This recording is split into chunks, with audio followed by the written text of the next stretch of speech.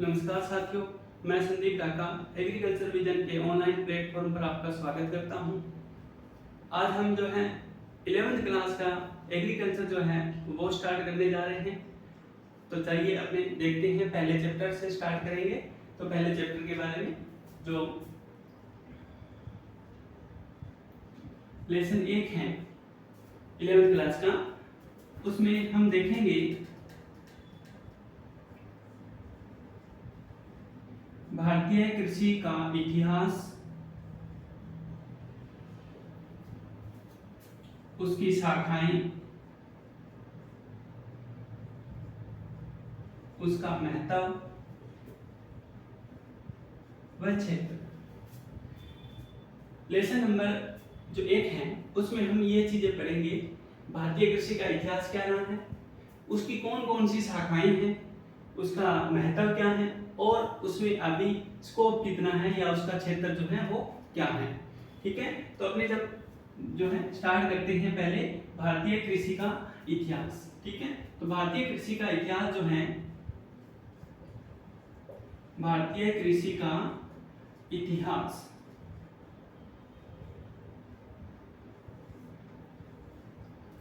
भारतीय कृषि का इतिहास अपने पढ़ेंगे तो इसमें हम देखेंगे कि कुछ जो है हमारे पास में ऐसे रिटर्न साक्ष्य भी हैं, लिखे हुई चीजें भी हैं और कुछ खुदाई के दौरान हमें प्राप्त हुई हैं, वो भी चीजें हैं जिनसे हमें इसके इतिहास के बारे में पता चलता है। ठीक है, तो अब हम देखेंगे कि भारत में कृषि का इतिहास कितना पुराना है। तो यहाँ पर हम देखेंगे कि जो FAO है, FAO में एग्रीकल्चर के वैज्ञानिक हैं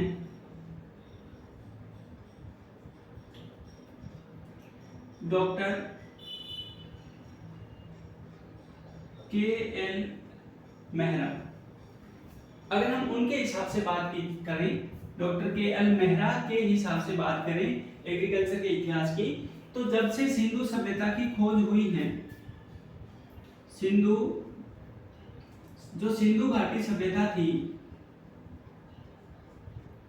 उसमें जब से सरस्वती नदी की खोज हुई है, सरस्वती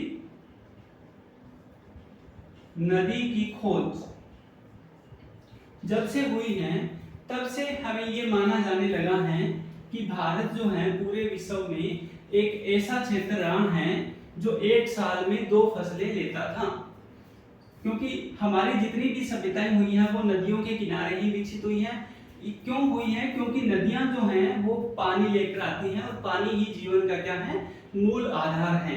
तो जितनी भी सभ्यताएं हैं, चाहे वो सिंधु घाटी सभ्यता है या उसके जो स्थल हैं हड़प्पा और मोहनजोदड़ो जो हैं, है ना, तो वो सारे क्या थे, नदियों के किनारे थे। तो सरस्वती नदी की खोज जब से हुई है तब से ये माना जाने लगा है कि भारत जो है विश्व में एक ऐसा देश था जो आज से 4-5 हजार साल पहले भी एक साल में 2 फसलें लेता था। कितनी? एक साल में 2 फसलें लेने वाला, एक साल में 2 फसलें लेने वाला देश, 2 फसलें लेने वाला देश रहा है। लेकिन इसके साक्ष्य हमें कहां से मिलते हैं? इसके साक्ष्य हमें प्राप्त करने के लिए 2 चीजों का हमें जो है स्टडी करनी पड़ेगी। पहला है हमारे पौराणिक ग्रंथ और दूसरा जो जितनी भी सभ्यताएं हैं जिनमें खुदाई हुई है उनसे प्राप्त साक्ष्यों को अपने को देखना पड़ेगा कि किन किन चीजों से हम ये जो है पता लगा सकते हैं किसका, भारतीय कृषि के इतिहास का। तो अपने देखेंगे इस सभ्यता में क्या होगा। जब अपने इतिहास की बात करते हैं तो इतिहास के जानने के स्रोत क्या होते हैं? इतिहास को जानने के स्रोत, 2 स्रोतों से हम इतिहास जान सकते हैं। पहला है पौराणिक ग्रंथ। पौराणिक ग्रंथ हो सकते हैं किसी भी महापुरुष की, किसी भी लेखक की लिखी हुई कोई किताब हो सकती है, कोई ग्रंथ हो सकता है जिसे हमें उस दौर की जो स्थिति है उसको देखने को जो है परिचय मिलता है अपने को। दूसरा जो है हमें सभ्यताओं के बारे में, जितनी भी सभ्यताएं हैं जो खुदाई के दौरान हमें प्राप्त हुई हैं, अगर हम उनसे मिली हुई चीजों का विस्तार से अध्ययन करेंगे तो हमें इस इतिहास के बारे में बहुत सी चीजें देखने को मिलती हैं। तो कृषि का इतिहास जब अपने देखेंगे तो एक एक चीज अपने देखेंगे कि कौन कौन से पुराने ग्रंथ हैं और कौन सी सभ्यताएं हैं जिनमें ये सब देखने को अपने को मिला है। तो पुराने ग्रंथों की बात की जाए तो वराह संहिता है, ऋग्वेद है, अथर्ववेद है, इसके अलावा पराशर संहिता है। इन सब पुरानी ग्रंथों से क्या है अपने को कृषि का इतिहास पढ़ने को मिलता है। सभ्यताओं की बात की जाए तो हड़प्पा और मोहनजोदड़ो, ये जो सिंधु घाटी सभ्यता के स्थल हैं, उनसे भी हमें बहुत सारी चीजें देखने को मिलती हैं जिससे अपने अनुमान लगा सकते हैं कि प्राचीन समय में हमारी कृषि जो है ऐसी रही होगी। ठीक है, तो अब अपन देखेंगे कि ये जो पुराने ग्रंथ हैं इनमें ऐसी कौन कौन सी चीजें हैं जो हमें इस ओर इशारा करती हैं कि हमारे यहाँ पर खेती जो है पूरी विकसित रही है। इसके अलावा सभ्यताओं में हमें ऐसी कौन सी चीजें मिली हैं जिनसे हम ये पता लगा सकते हैं कि जो है हमारे यहाँ पर खेती बहुत प्राचीन काल से होती रही है। ठीक है, तो अपने एक एक करके देखेंगे, इन सबको एक एक करके अपने देखेंगे। तो इसमें हम देखते हैं जो ऋग्वेद है हमारा, ऋग्वेद जो है वो ऋचाओं में लिखा गया है। ठीक है, इसमें हमें पर्यावरण के बारे में, वानिकी के बारे में और मृदा के बारे में भी जो है बहुत सा उल्लेख देखने को मिलता है। ठीक है, इसी प्रकार से अथर्ववेद जो है, अथर्ववेद में पादप सुरक्षा की जानकारी दी गई है। पादप सुरक्षा की अपने को जानकारी दी गई है। ठीक है, इसके अलावा अपने पास में जो वराह संहिता है, वराह संहिता जो है इसमें भी अपने को क्या है मौसम से संबंधित जानकारी दी गई है। मौसम पूर्वानुमान यानी कि मौसम की भविष्यवाणी जो है उसके बारे में दिया गया है। सिंचाई के बारे में अपने को देखने को मिलता है इसमें। इसी प्रकार से जो पराशर संहिता है, ये पूर्ण रूप से कृषि पर आधारित एक ग्रंथ है। कृषि पर ही आधारित ग्रंथ है जिसमें अपने जैविक खेती से संबंधित या जिसको अपने आधुनिक समय में जो है बायोडायनेमिक खेती भी कहती हैं, उसकी बहुत सारी जो है नियम इसमें लिखे हुए हैं। और ये पूर्ण रूप से क्या है ऋषि पराशर के द्वारा लिखा गया कृषि पर आधारित ग्रंथ है। तो ऐसे बहुत सारे अपने पास में पौराणिक उल्लेख हैं जिनसे हम ये कह सकते हैं कि हमारे यहाँ पर खेती जो है विकसित रूप में पहले भी उपलब्ध रही है और हमारा ये एक प्रमुख साधन रहा है आजीविका का। ठीक है, इसके अलावा हम देखेंगे कि कौन कौन से ऐसे स्थल हैं। तो हमने देखा कि हड़प्पा जो सभ्यता है उसी का एक स्थान है कालीबंगा। ये कालीबंगा जो है ये हनुमानगढ़ जिले में पड़ता है। ठीक है, यहाँ पर काली चूड़ियां मिली थी इसलिए इसका नाम कालीबंगा पड़ गया। इसी कालीबंगा में हमें क्या प्राप्त हुआ है, जुते हुए खेत प्राप्त हुए हैं। जुते हुए खेत मिले हैं खुदाई के दौरान, जिससे हम ये पता लगा सकते हैं कि भारत में जो कृषि है वो पहले से होती रही है।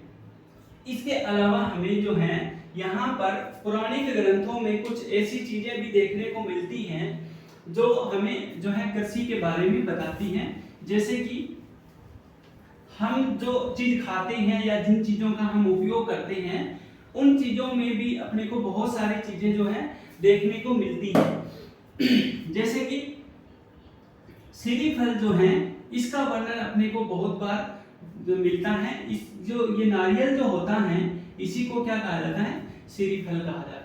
इसी प्रकार से अक्षत का वर्णन मिलता है, अक्षत का मतलब है चावल। इसी प्रकार से कनक, कनक का भी वर्णन मिलता है, कनक का भी वर्णन मिलता है, ये होती है गेहूं, ठीक है। सूत का वर्णन मिलता है, सूत का मतलब होता है कपास। ईख का वर्णन मिलता है, ईख का मतलब होता है गन्ना। तो ऐसे बहुत सारे अपने पास में उदाहरण देखने को मिल जाएंगे पौराणिक ग्रंथों के अंदर, जिनसे हम ये पता लगा सकते हैं कि खेती जो है उसका हमारा एक समृद्ध इतिहास रहा है, ठीक है। अब अपने देखेंगे कि जो कृषि है वो उसका उद्भव कहाँ से हुआ है। तो कृषि के अगर उद्भव की बात की जाए, अगर उद्भव की बात की जाए कि जो कृषि शब्द है ये कहां से आया है। कृषि शब्द जो है ये संस्कृत भाषा से है। कृषि शब्द जो है वो संस्कृत भाषा से लिया गया है। तो ये दो शब्दों से मिलकर बना है, एक है कृषि धातु और इन प्रत्यय से, कृषि धातु और इन प्रत्यय से मिलकर बना है, जिसका अर्थ होता है सींचना या जोतना। ये जो कृषि शब्द है ये संस्कृत भाषा की कृषि धातु और इन प्रत्यय से मिलकर बना है कृषि, जिसका अर्थ होता है जोतना यानी कि जुताई करना, यानी कि कृषि कार्य करना, ठीक है। इसी प्रकार से कृषि का जो अंग्रेजी शब्द है एग्रीकल्चर जो है, एग्रीकल्चर जो शब्द है ये लैटिन भाषा से लिया गया है। ये जो है ये लैटिन भाषा से लिया गया है। अब इस लैटिन भाषा में कौन सा वर्ड ऐसा होगा, तो एगर शब्द है और कल्चरा शब्द है। एगर और कल्चरा दोनों से मिलकर के बना है एग्रीकल्चर शब्द। एगर का मतलब है मृदा और कल्चरा का मतलब है प्रबंध करना, यानी कि वो विज्ञान जिसमें मृदा प्रबंध का अध्ययन किया जाता है उसको हम क्या कहेंगे, एग्रीकल्चर कहेंगे। इसी प्रकार से कृषि का मतलब है कृषि यानी कि जुताई से संबंधित कार्य करना क्या कहलाता है, कृषि कहलाता है, ठीक है। तो एग्रीकल्चर और कृषि का उद्भव जो है यहाँ से हुआ। तो हम देखेंगे आधुनिक कृषि का इतिहास। वर्तमान समय में जो कृषि की जा रही है उसका इतिहास कहाँ से स्टार्ट होता है, कैसे हम उसको पढ़ेंगे। तो यहाँ पर सबसे पहले एक पुस्तक जो आती है वो इम्पोर्टेंट है। पुस्तक का नाम है भारतीय कृषि का इतिहास। भारतीय कृषि का इतिहास। ये बुक जो है वो डॉक्टर एम.एस. रंधावा के द्वारा लिखी गई है और इसके अंदर हम सिस्टमेटिक तौर से देखते हैं कि भारत में कृषि का इतिहास किन किन चरणों से होकर गुजरा है। तो अपने देखेंगे कुछ ऐसी संस्थाएं, कुछ ऐसी तारीख जो है जो इतिहास में दर्ज हो गई है हमारे, जो हमारे लिए बहुत ही इंपॉर्टेंट है, जिसको अपने जानना बहुत ही जरूरी है, ठीक है। तो अपने एक एक करके देखते हैं। सबसे पहले अपने ये देखेंगे कि जो है आधुनिक कृषि का इतिहास है उसकी जो शुरुआत है वो होती है 1899 1900 ईस्वी से स्टार्ट होता है। इस टाइम पे क्या हुआ था, इस टाइम पे एक अकाल पड़ा था, उस अकाल का नाम था छप्पनिया अकाल, ठीक है। अकाल का नाम था छप्पनिया अकाल। क्यों पड़ा था, इसका नाम छप्पनिया अकाल क्यों पड़ गया, क्योंकि ये विक्रम संवत जो है विक्रम संवत 1956 में पड़ा था। विक्रम संवत 1956 में पड़ने के कारण ही इसका नाम क्या पड़ गया है, छप्पनिया अकाल पड़ गया है, ठीक है। इसके ये अकाल पड़ने के बाद में जो अंग्रेजी हुकूमत थी उसको थोड़ा महसूस हुआ कि हाँ ऐसा कुछ होना चाहिए जिससे कृषि जो है उसका अच्छे से विकास हो। तो 1904 में 1904 ईस्वी में क्या हुआ था, भारतीय कृषि आयोग की स्थापना हुई थी। भारतीय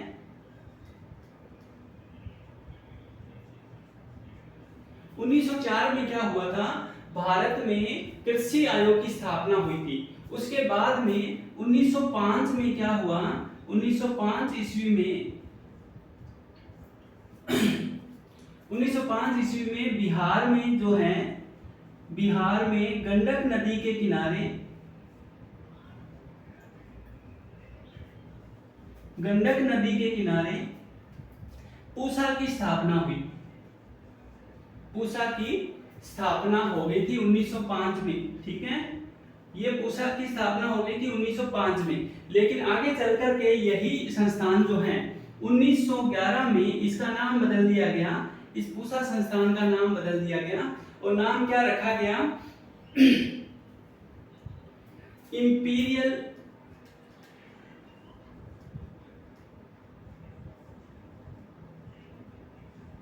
इंस्टीट्यूट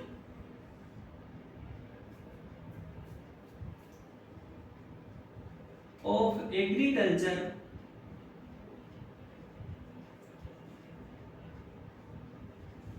रिसर्च, ठीक है। इस इंस्टीट्यूट का नाम रख दिया गया imperial institute of agriculture research, ठीक है। अब यहां तक अपने जो है 1911 में जो पूसा था उसका नाम बदल दिया गया, लेकिन ये नाम भी थोड़े समय बाद में फिर से बदल दिया गया। कब बदला गया था, 1919 के अंदर इसको बदल दिया गया। कब, 1919 ईस्वी में इसी इंस्टीट्यूट को क्या नाम दिया गया, इंपीरियल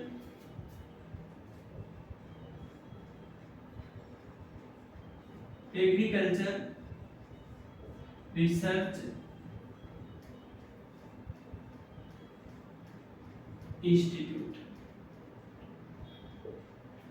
ठीक है। इसी संस्थान को नाम बदल करके IARI नाम दे दिया गया, ठीक है। लेकिन 1944 में इसी संस्थान का नाम फिर से बदल करके इंपीरियल की जगह इंडियन कर दिया गया, ठीक है। तो ये बन गया इंडियन इंस्टीट्यूट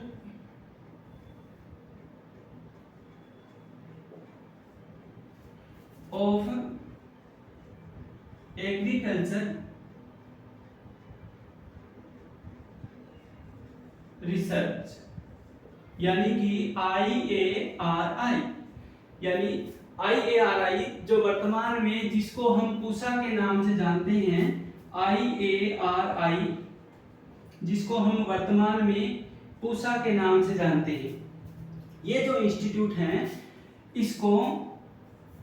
इसको क्या किया, इसकी स्थापना तो बिहार में गंडक नदी के किनारे हुई थी, लेकिन 1934 में क्या हुआ, 1934 में भूकंप के कारण क्या हो गया, वो बिल्डिंग गिर गई। इसलिए 1936 में इसे क्या कर दिया गया, इसे दिल्ली शिफ्ट कर दिया गया, दिल्ली लाया गया, ठीक है।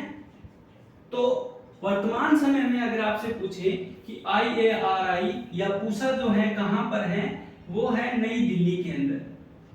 वो कहां है, उसका मुख्यालय कहां है, नई दिल्ली के अंदर है, जिसको हम पूसा के नाम से जानते हैं। जितनी भी फसलों की वैरायटी जो निकाली जाती है जिनके आगे पूसा लगा हुआ है, वो IARI नई दिल्ली से निकाली जाती हैं, ठीक है।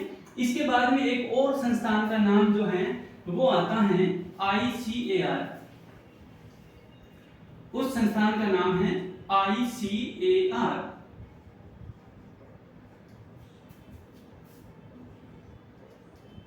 Indian council of agriculture research, ठीक है। इसकी जो स्थापना है वो 16 जुलाई 1929 को हुई थी, 16 जुलाई 1929 को। इसका मुख्यालय कहां पर है? मुख्यालय है इसका नई दिल्ली के अंदर, नई दिल्ली में। ठीक है, तो इस प्रकार से दो प्रमुख संस्थाएं हैं हमारे पास में। एक है आईसीआर, जिसको सुप्रीम बॉडी ऑफ एग्रीकल्चर कहते हैं। भारत में जितने भी एग्रीकल्चर इंस्टीट्यूट हैं उनकी सबसे सुप्रीम बॉडी कौन है? आईसीआर है, जो नई दिल्ली के अंदर है। 1929 में इसकी स्थापना हुई थी और इसके अंदर ही आईएआरआई काम करता है, जिसका काम प्रमुख जो काम है वो रिसर्च का है। ठीक है, और आईसीआर का काम है सभी एग्रीकल्चर इंस्टीट्यूट पर नियंत्रण रखना। ठीक है, तो ये कुछ इंस्टीट्यूट थी जो भारतीय इतिहास में प्रमुख रूप से जो है इंपॉर्टेंट है।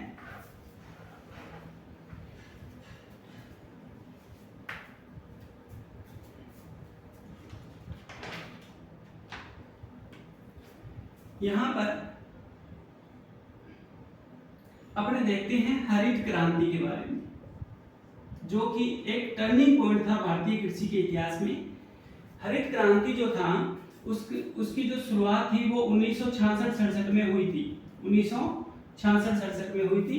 और हरित क्रांति के जनक जो हैं, हरित क्रांति के जनक जो हैं वो भारत में कौन है? Doctor MS. Swaminathan. Doctor MS. Swaminathan. तो हरित क्रांति का जो भारत में जनक हैं डॉक्टर एम.एस. स्वामीनाथन हैं, जबकि विश्व में जनक जो हैं, विश्व में जनक की बात की जाए तो डॉक्टर नॉर्मन ई बोरलॉग को माना जाता है। डॉक्टर नॉर्मन ई बोरलॉग, ये बोरलॉग जो थे वो पादप वैज्ञानिक थे और गेहूं पर इन्होंने रिसर्च किया था, बोने गेहूं पर, तो मेक्सिको से थे। एम.एस. स्वामीनाथन जो हैं ये भारत में जनक माने जाते हैं। हरित क्रांति जो है इसकी जो शुरुआत है वो 1960 में शुरू हो गया था। थोड़ा थोड़ा उसके बारे में अपने जानेंगे। तो सबसे पहले क्या हुआ था कि भारत में जब अन्न की कमी हुई 1966 से पहले, 4-5 साल पहले एक पीरियड ऐसा भी आया था जिसमें भारत में लोगों के पास में खाने को कुछ भी नहीं था। उस समय क्या हुआ, एक तो डॉक्टर एम.एस. स्वामीनाथन और उसके साथ में आईसीआर के महानिदेशक थे उस समय doctor BP. Paul. Doctor BP. Paul, तो आईसीआर के महानिदेशक डॉक्टर बी.पी. पॉल और ये जो डॉक्टर एम.एस. स्वामीनाथन है ये आईआरआई के निदेशक थे उस समय। दोनों ने मिलकर के डॉक्टर नॉर्मन ई बोरलॉग को भारत में आमंत्रित किया और यहाँ की जो कृषि की सिचुएशन थी उसको समझाया। फिर इन दोनों के संयुक्त प्रयासों से भारत में जो है हरित क्रांति का सूत्रपात हुआ। तो ये अपना था भारतीय कृषि का। अब हम देखेंगे कृषि विज्ञान की प्रमुख शाखाएं।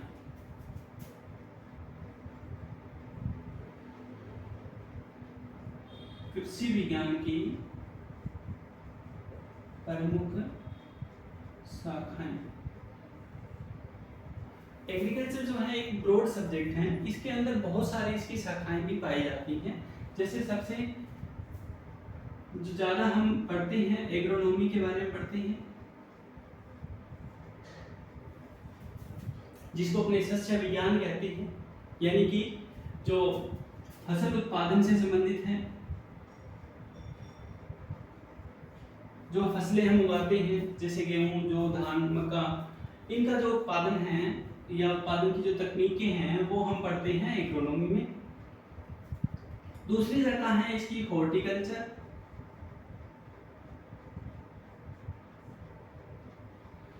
हॉर्टिकल्चर में हम जो है उद्यान से संबंधित जो क्रियाएं होती हैं,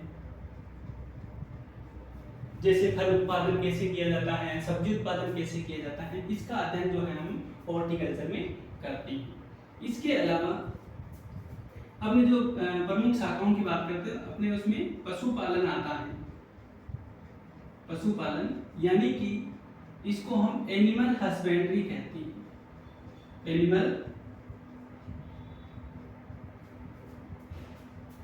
एनिमल हस्बेंड्री, पशु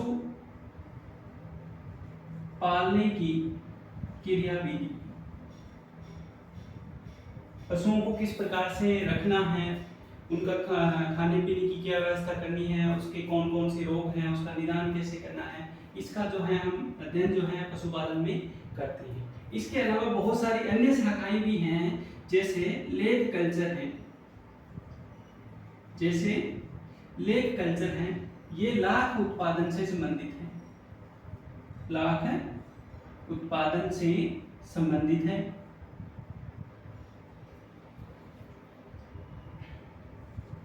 सेरीकल्चर है।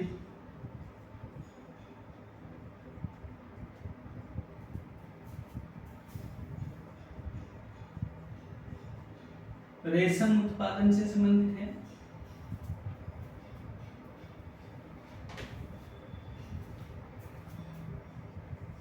फिशरीज है।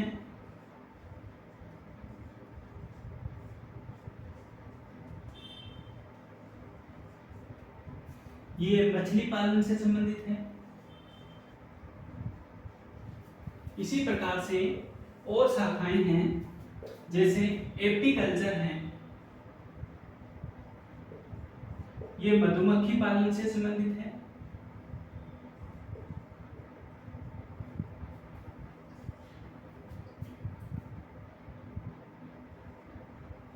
एग्रीकल्चर इकोनॉमिक्स है। ये जो कृषि अर्थशास्त्र है।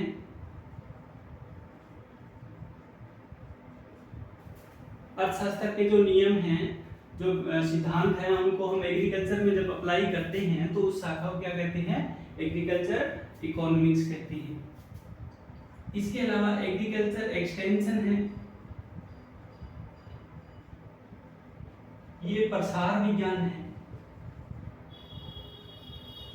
हमारी जो नई तकनीकें हैं, जो हमारी नई वैरायटीज हैं, ऐसी बहुत सारी चीजें जो कृषि का ज्ञान जो है वो फैलाना, जो है प्रसार करना, उसका अध्ययन किया जाता है एग्रीकल्चर एक्सटेंशन के अंदर। तो ऐसे अपने बहुत सारे जो स्कोप हैं, जिसमें अपने जो है एग्रीकल्चर आगे जो है भविष्य बना सकते हैं। जैसे कीट विज्ञान है, जिसमें हम कीटों का अध्ययन करते हैं। इसी प्रकार से रोग विज्ञान है, जिसमें कृषि में होने वाले जो फसल हैं उनमें होने वाले रोगों का अध्ययन किया जाता है।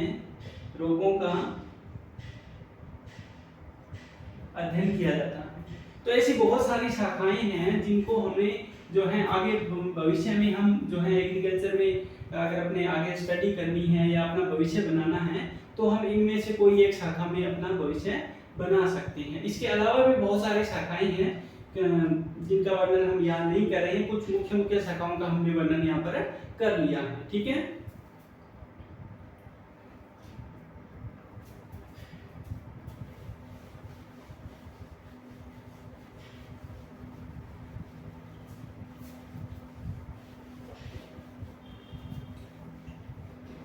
इसके बाद में हम देखते हैं इसका महत्व क्या है।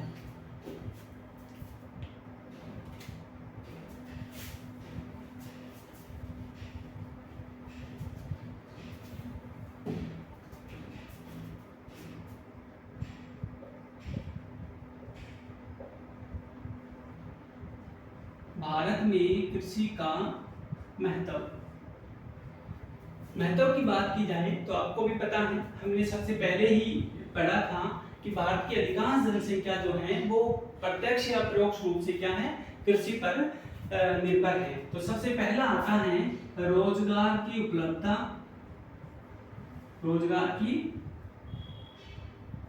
उपलब्धता, यानी कि हमारे देश में कृषि जो है वो एक रोजगार का प्रमुख साधन है। दूसरा, खाद्यान्न की उपलब्धता, खाद्यान्न की उपलब्धता, यानी कि हमारे देश में कृषि जो है वो एक रोजगार का प्रमुख साधन है। दूसरा, खाद्यान्न की उपलब्धता, यानी कि हमारे देश में कृषि जो है वो एक रोजगार का प्रमुख साधन है। दूसरा, खाद्यान्न की उपलब्धता, यानी कि हमारे देश में कृषि जो है वो एक रोजगार का प्रमुख साधन है। दूसरा, खाद्यान्न की उपलब्धता। खाद्यान्न मतलब वो अन्न जो हम खाते हैं, खाने के लिए काम में लिया जाता है, उसको हम खाद्यान्न कहते हैं। तो भारतीय कृषि का ये प्रमुख विशेषता रही है या महत्व समझ लो इसका, कि हम जो हैं अधिकांश चीजें जो उगाते हैं उसमें खाद्यान्न जो है वो सबसे ज्यादा होता है। थोड़ी मात्रा में हम दलहन भी उगा लेते हैं, कुछ तिलहन भी उगा लेते हैं। नकदी फसलें जो है हम बहुत कम उगाते हैं, इसीलिए हमारे कृषि में सबसे ज्यादा महत्व किसका है? खाद्यान्न का है। ठीक है, एक अपने देखते हैं कि हमारे जो है मानसून आधारित खेती है, मानसून आधारित खेती है। तो खेती को मानसून का जुआ कहते हैं। खेती को क्या कहते हैं? मानसून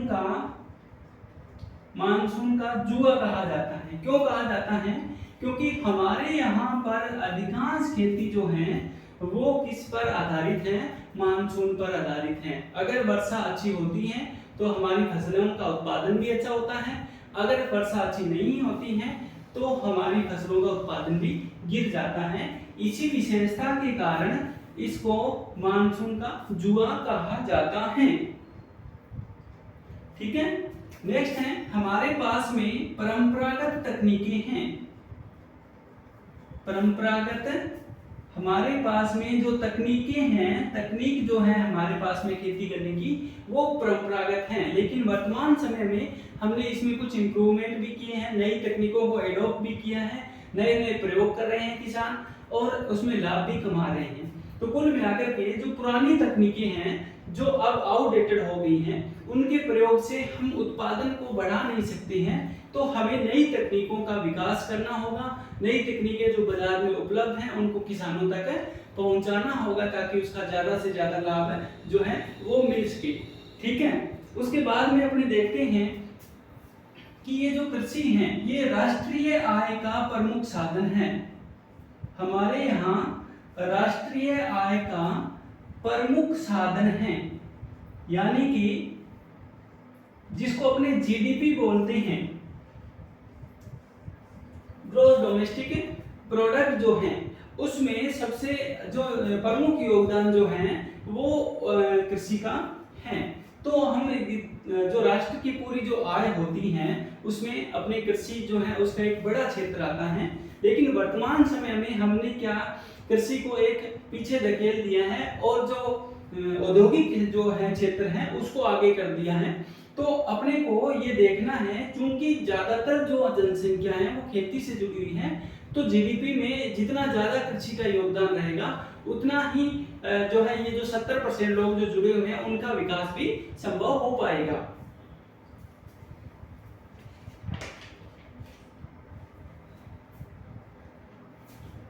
इसके बाद में अपने देखते हैं कि हमारा जो डेयरी उद्योग है वो भी किस पर आधारित है? वो कृषि पर आधारित है। क्यों आधारित है? क्योंकि डेयरी उद्योग में दो प्रमुख चीजें हैं। एक तो पशुओं के लिए जो आहार व्यवस्था है, जैसे सूखा चारा है, हरा चारा है, उसकी अगर व्यवस्था करनी है तो वो सीधा सीधा कृषि पर निर्भर करता है। और उसके साथ साथ में जैसे अपने खल हैं, चूरी हैं, ये जो अपने राता वगैरह डालते हैं, ये भी क्या है, कहीं न कहीं कृषि का ही एक बाय प्रोडक्ट है, कृषि से ही हमें प्राप्त होता है। तो डेयरी उद्योग का विकास जो है वो कृषि से जुड़ा हुआ है। इसीलिए डेयरी उद्योग अगर जो अपने को विकसित करना है तो हमें पहले कृषि में ऐसी चीजें जो है सम्मिलित करनी पड़ेगी जो डेयरी उद्योग से सीधी सीधी जुड़ी हुई हैं। फिर आता है अन्य उद्योगों के लिए कच्चा माल। उद्योगों के लिए कच्चा माल, जितने भी कृषि आधारित उद्योग हैं उनमें जो चीजें इस्तेमाल की जाती हैं कच्चे पदार्थ के रूप में, रॉ मटेरियल के रूप में, वो सारा का सारा कृषि से ही आता है। जैसे अपने अगर गुड़ उद्योग की बात करें, खांड उद्योग की बात करें, चीनी उद्योग की बात करें, तो उसके लिए हमें चाहिए गन्ना, गन्ने का रस चाहिए और वो गन्ना जो है वो कृषि से ही आता है। इसके अलावा जो अपने वस्त्र उद्योग है उसके लिए कपास की जरूरत पड़ती है, जो रस्सियां बनाने का उद्योग है उसके लिए जूट के जो बोरे बनाए जाते हैं उसमें हमें जूट की जरूरत पड़ती है, रेशों की जरूरत पड़ती है। तो ऐसे बहुत सारे उद्योग जो हैं वो सीधे सीधे क्या हैं, कृषि पर आधारित हैं, कृषि से ही जुड़े हुए हैं। तो उन उद्योगों के लिए जो कच्चा माल है वो कहाँ से आएगा, वो आएगा कृषि से। ठीक है। इसके अलावा अगर हम बात करें तो बेरोजगारी की जो समस्या है वो भी कहीं ना कहीं, बेरोजगारी की जो समस्या है वो भी इससे दूर हो सकती है।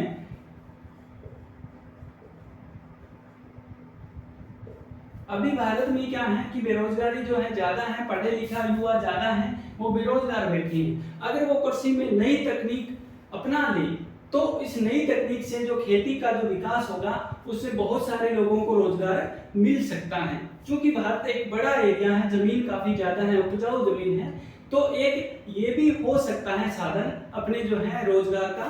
तो अपनी बेरोजगारी अगर दूर करनी है, लोगों को ज्यादा से ज्यादा इस ओर हमें जो करना, शिक्षित करना पड़ेगा एग्रीकल्चर के थ्रू, कृषि शिक्षा के थ्रू अपने को उनको शिक्षित करके और ज्यादा से ज्यादा कृषि से संबंधित रोजगार में लगाना होगा, ताकि क्या होगा कि जो है बेरोजगारी की समस्या वो खत्म हो जाए। ठीक है। तो ये सारी जो है ये अपना क्या है, महत्व है एग्रीकल्चर का जो है भारत के अंदर कि क्यों जरूरी है। ठीक है। अब हम देखते हैं जो सबसे आखिर में अपने हैं कि इसका क्षेत्र क्या है। क्षेत्र का मतलब है स्कोप क्या है। अगर कोई बच्चा एग्रीकल्चर पढ़ता है या कोई किसान जो है एग्रीकल्चर में शिक्षित होता है तो उसका आगे चलकर के उस पर क्या इफेक्ट पड़ने वाला है या उसको उसके भविष्य के लिए ये किस प्रकार से उपयोगी हो सकता है। तो जो क्षेत्र जो है, जो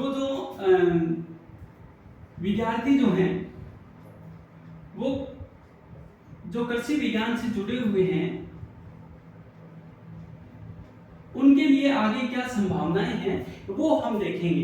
तो सबसे पहले अपने देखते हैं कृषि शिक्षा में, हम सबसे पहले देखते हैं कि जो वैज्ञानिक कृषि है वो कर सकता है। कोई भी विद्यार्थी जो कृषि विज्ञान सब्जेक्ट लेकर के, विषय लेकर के पढ़ रहा है, वो भविष्य में वो वैज्ञानिक कृषि कर सकता है। वैज्ञानिक कृषि में उन्नत तकनीक से फसल उत्पादन ले सकता है। वो क्या कर सकता है, फसल उत्पादन की उन्नत तकनीक ये कर सकता है, अपना लेगा वो। या फिर वो जो है उद्यान विज्ञान में जो है फल जो है फलोद्यान लगा सकता है, यानी कि जो फल वृक्ष हैं उनकी खेती की जा सकती है। या फिर वो जो है पशुपालन जो है वो वैज्ञानिक तरीके से कर सकता है। पशुपालन में भी आगे जो है भेड़ पालन, बकरी पालन, ये कुछ ऐसे व्यवसाय हैं जो वो कर सकता है। जैसे झींगा पालन हो गया, केकड़े का उत्पादन कर सकता है वो।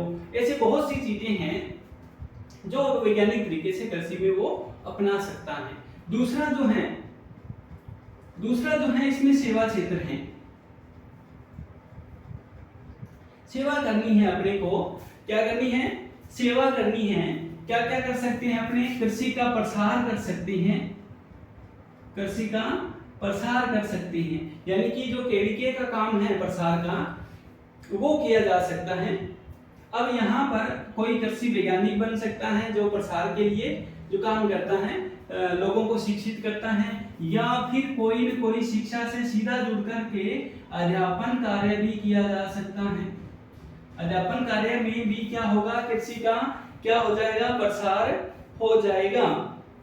ठीक है। अध्यापन कार्य भी किया जा सकता है। इसके अलावा किसी कंपनी में लगकर के भी क्या हो सकता है, कृषि का प्रसार हो सकता है। तो ये सेवा क्षेत्र है, मतलब लोगों में जागरूकता लानी है एग्रीकल्चर के लिए कि किस प्रकार से नई तकनीकों का उपयोग कर सकते हैं। ठीक है। सेवा क्षेत्र के बाद में आता है कृषि अनुसंधान। कृषि अनुसंधान आता है। कृषि अनुसंधान में क्या होगा, हम जो है ऐसी नई चीजों का विकास करेंगे जो हमारी खेती के लिए क्या हो, फायदेमंद हो। तो एक प्रकार से जो कृषि वैज्ञानिक होता है, जैसे अपने जो है ARS जो होते हैं, एग्रीकल्चर रिसर्च स्टेशन, वहां पर जो वैज्ञानिक होते हैं वो नई तकनीकों का विकास करते हैं, नई जो किस्मों का विकास करते हैं। अगर कोई बीज वैज्ञानिक हैं तो नई किस्मों का क्या करेगा, विकास करेगा, ठीक है, नई किस्मों का विकास कर सकता है वो, ठीक है। इसके अलावा कीट नियंत्रण में कोई जो है काम कर सकता है, कोई रोग नियंत्रण में काम कर सकता है। तो अनुसंधान जो है वो किए जा सकते हैं।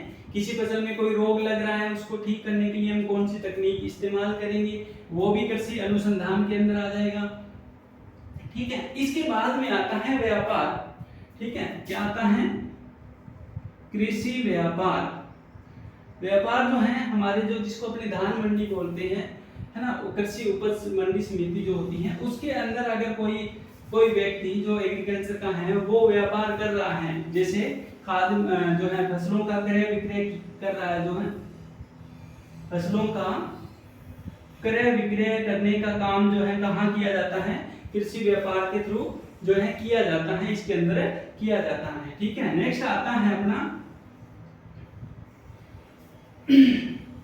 उद्योग धंधे।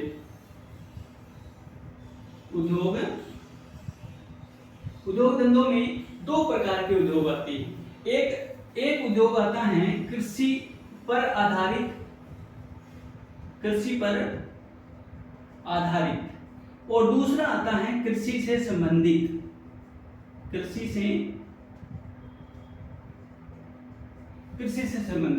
यानी कि कृषि पर आधारित का मतलब है वो उद्योग जिनमें कच्चा माल जो है वो कृषि उपज होगी, खेती में जो चीजें हम उगा रही हैं, अगर वो चीज हम किसी उद्योग में कच्चे माल के रूप में काम में ले रहे हैं तो वो कृषि पर आधारित उद्योग होगा। जैसे जूट उद्योग है, चीनी उद्योग है, शक्कर उद्योग है, या कोई जूस बनाने की फैक्ट्री हमने लगाई है, तो वो सारे क्या हो जाएंगे, कृषि पर आधारित उद्योग हो जाएंगे। जबकि कृषि से संबंधित उद्योग मतलब कृषि को सपोर्ट करने के लिए जो अलग से व्यवसाय हैं वो क्या हो जाएंगे, कृषि से संबंधित उद्योग हो जाएंगे। जैसे कोई बीज का व्यापार कर रहा है वो कृषि से संबंधित उद्योग हो गया, या फिर जो अपने जो है कृषि उपकरण बना रहा है तो वो भी क्या हो गया, कृषि से संबंधित उद्योग हो गया, ठीक है। तो इस प्रकार से हमारा जो ये फर्स्ट चैप्टर है ये कंप्लीट हो जाता है यहाँ पर। तो इस पूरे चैप्टर में हमने ये देखा कि हमारा जो कृषि का इतिहास है वो कितना पुराना है, उसकी कौन कौन सी शाखाएं हैं, उसका महत्व कौन कौन सा है, उसके क्षेत्र कौन कौन से, ठीक है।